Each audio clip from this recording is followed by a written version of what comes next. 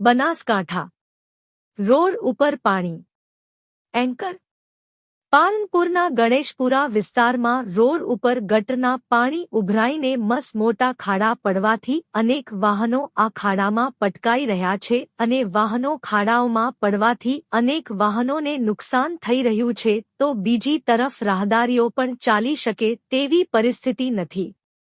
ત્યારે છેલ્લા કેટલાય વર્ષોથી ગટર લાઇન તેમજ રોડની માંગણી સ્થાનિકો કરી રહ્યા છે, જો કે નગરપાલિકા દ્વારા કોઈ કામગીરી ન કરાતા સ્થાનિકો રોષે ભરાયા છે। વીઓ પાલનપુર ગણેશપુરા વિસ્તારમાં છેલ્લા કેટલાય વર્ષોથી રોડ તૂટેલી હાલતમાં પડ્યા છે। ગટરો ઉભરાઈ રહી છે અને ગટરોનું પાણી જાહેર માર્ગો ઉપર ઢોલાઈ રહ્યું છે અને જેને લઈને સ્થાનિક લોકો પરેશાન બન્યા છે તેમજ વાહનચાલકોને પણ ભારે મુશ્કેલી વેઠવી પડી રહી છે।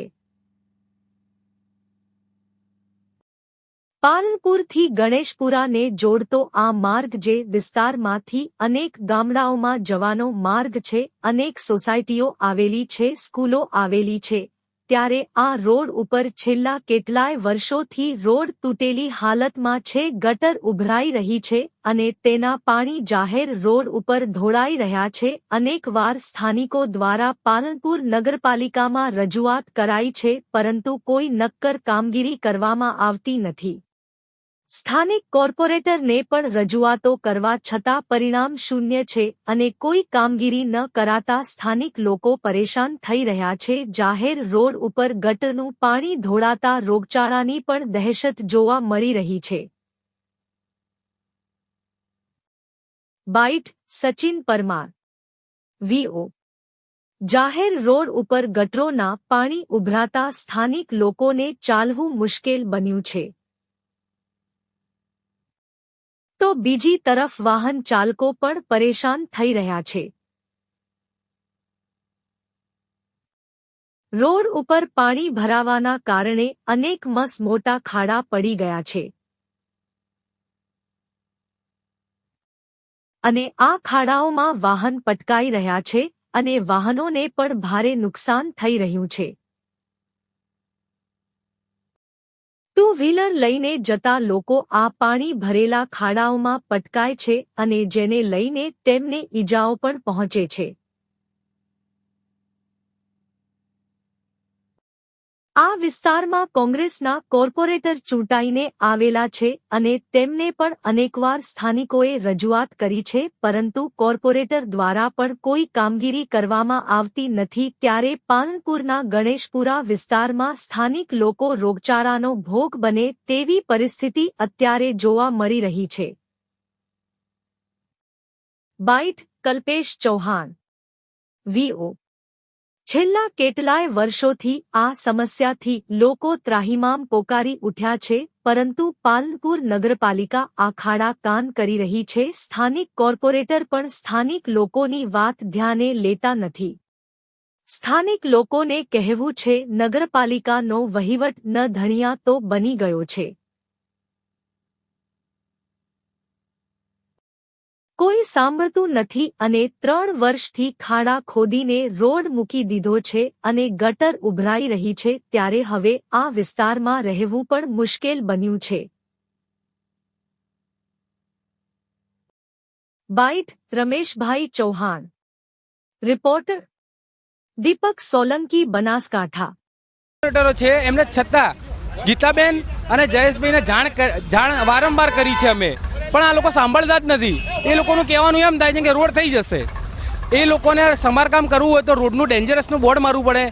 એ લોકોને વારંવાર અમે જાણ કરવા હોવા છતાં બી આ લોકો સાંભળતા નથી। હાલ બી ગટર ઉભરાય છે અને આ લોકો કોઈ અત્યારે જોવા આયા જ નથી। અહીંયા એસપી સાહેબ હેડે છે, પાલનપુરના સારા સારા અધિકારીઓ રહે છે અહીંયા આજુબાજુની સોસાયટીમાં, એ લોકોને બી હેરાનગતિ થાય છે તો બી આ લોકો સાંભળતા નથી, પોતાની મનમાની ચલાવે છે। નગરપાલિકામાં વારંવાર રજૂઆત કરી છે। ભાઈ આ નગરપાલિકામાં કઈ વહીવટ જેવું છે કે નહીં? આ કોઈનું કોઈ સાંભળતું નથી. છેલ્લા 10 વર્ષથી હું આ રસ્તો જોઉં છું. મારી 10 વર્ષથી અહીંયા દિશા છોડીને અહીં રહેવા આવ્યો, પાલનપુરમાં સારી જગ્યાએ રહેવા માટે આવ્યો. આ શું સારી જગ્યા છે? આ તમે જ્યાં જુઓ તો ખાડા.